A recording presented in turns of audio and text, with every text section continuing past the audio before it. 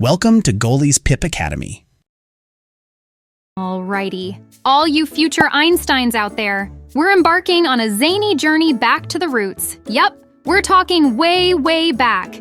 Back to where it all began. Stick with me, pistachios, because we're gonna examine the world through the lens of something so beautifully basic, we often fail to see its genius. And that, my dear friends, is the simple machine. What's that, you ask? Imagine a bustling city without foundations, or a snazzy supercar without a clumsy motor wagon in its bloodline. Seems a bit off now, doesn't it? Picture a spacecraft without the humble wheel. It's the small inventions that lead to life's major innovations. This is where our trusty pals, the simple machines, step in. Now, hold your hats, folks. Our family of simple machines includes the inclined plane, or ramp, as you hopefully know, the lever, the wedge, the not a cork screw, the wheel and axle, and the ever-helpful pulley.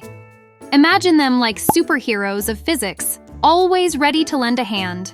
Now, the inclined plane, or the ramp as we colloquially know it, is so inclined to lift heavy objects from lower to higher levels. Think of a hefty dump truck. This humble ramp is making it easier for this 628-ton, or 156,000-pound giant to get from here to there. And who knows, maybe the ancient pyramids of Giza were built using the inclined plane. Now what if we, very cleverly, merged the inclined plane with another simple machine? Guess who? The wheel and axle, of course, moving equipment up and down the ramp using wheels. Brilliant, isn't it? Question break. Are wheels round or flat?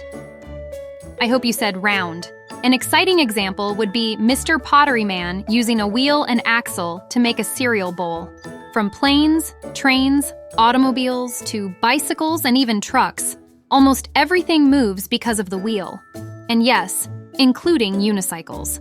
Coming in next is our trustworthy fulcrum, a pivot, and a plane that makes the lever. Conveniently, there are 3 types of levers depending upon, you guessed it, where you put the pivot. Examples around us would be scissors, pliers, and even your arms. Yes, your elbow is a great example of a lever. With levers, you gain superpowers to move things. Second question, your elbow works like a lever? Is it, true or false? Exactly. It's true, your elbow is a great example of a lever. Now moving on the shovel. A perfect blend of lever and the next innovator, the wedge. The wedge, apart from being a doorstop, helps split wood, slice up dinner, and even as a tiny nail, secure objects to walls. And lastly, but certainly not the least, enters the pulley. With pulleys and ropes, you can exhibit strength you didn't know you had. Final question. Wedge helps in what? A. Tighten screws? Or B. Split wood? Hey, did you select the option B. Split woods? Correct answer, very well done. These 6 simple machines not only help reduce effort, but are building blocks to complex ones. Take a bicycle, for instance. Can you spot the wheel, lever, and pulley attached? All right, folks, we've journeyed through the basics of mechanics, laughed a bit, hopefully learned a lot, and had a thrilling time. This is a lesson to never overlook the simple, who knows? It may just lead to the next big innovation.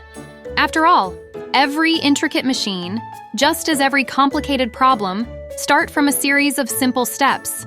Remember, life is simple until you complicate it.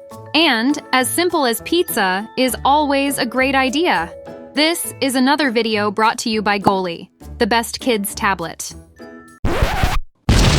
My mind is blown! Where can I learn more about these videos? Oh yeah, getgoalie.com. There's no ads, there's no junk, just cool stuff for kids and a dedicated tablet. Check it out, getgoalie.com.